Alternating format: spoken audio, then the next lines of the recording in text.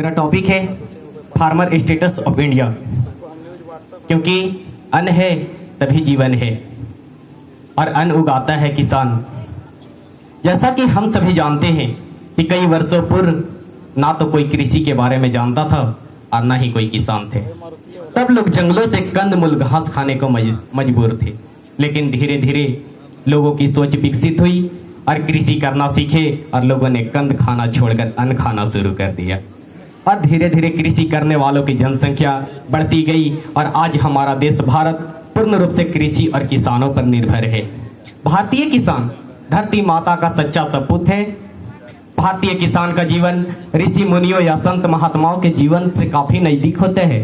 बस फर्क इतना है कि ऋषि मुनि संत महात्माओं अपने लिए भीष्म गर्मी, कड़ाके की ठंड और बरसात के पानी को सहते हैं और किसान धरती के समूचे प्राणियों के लिए। कहा गया है, पैर हो जिनके मिट्टी में दोनों हाथ कुदाल पर रहते हैं, पैर हो जिनके मिट्टी में दोनों हाथ कुदाल पर रहते हैं, सर्दी गर्मी या फिर बारिश सब कुछ ही वे सहते हैं। आसमान पर नजर हमेशा वे आंधी तूफान सब सहते हैं। खेतों में हरियाली है, दिन रात वो मेहनत करते हैं। मेहनत करके अन्न उगाते, पेट सभी का भरते हैं। वह मसीहा मेहनत का, उसको किसान हम कहते हैं।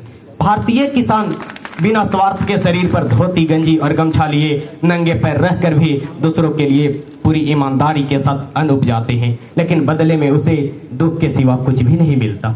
क्योंकि भारतीय किसान पूर्ण रूप से मानसून पर निर्भर रहते हैं, तो कभी सूखा पड़ जाता है तो कभी बाढ़ में बह जाता है। फलस्वरूप पुनः फसल को उपजाने के लिए साहूकार या बैंक से कर्ज लेना पड़ता है और जीवन भर किसान कर्ज के नीचे दबा रह जाता है और उसका विकास कभी नहीं हो पाता है। क्योंकि कोई परेशान है सास बहू के रिश्तों में तो किसान परेशान है कर्ज के किस्तों में।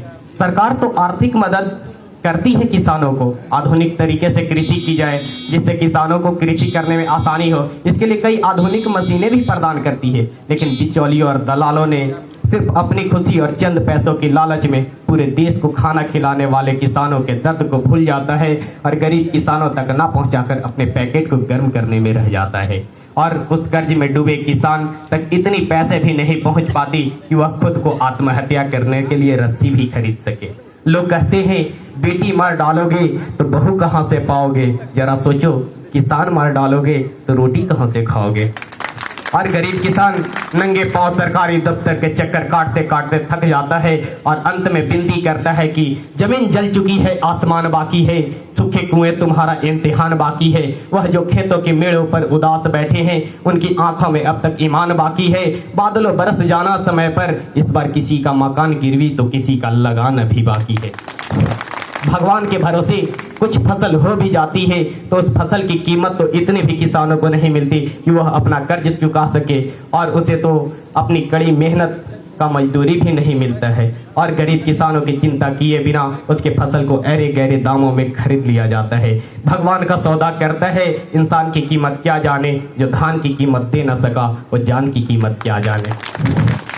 बहुत दुख तब होता है यह कहते हुए कि भारत एक कृषि प्रधान देश है और इस देश को प्रधान बनाने वाले किसानों को बेईमानों ने कर्ज के तले दबे रहने पर मजबूर कर रखा है, जिसके कारण किसानों ने कृषि करने के लिए छोड़ने पर मजबूर होते जा रहे हैं। और वो अब समय ज़्यादा दूर नहीं कि लोगों को फिर से कंदमूल घास खाने पर मजबूर होना पड़ेगा। अंत में कहना चाहूँगा, मर रहा सीमा पर जवान और खेतों में किसान, कैसे कह दो इस दुखी मन से मेरा भारत महान। किसान है अन्नदाता, यही है भाग्य विधाता। देश की प्रगति तब तक है अधूरी, किसानों के विकास के बिना कभी होगी न पूरी। धन्यवाद।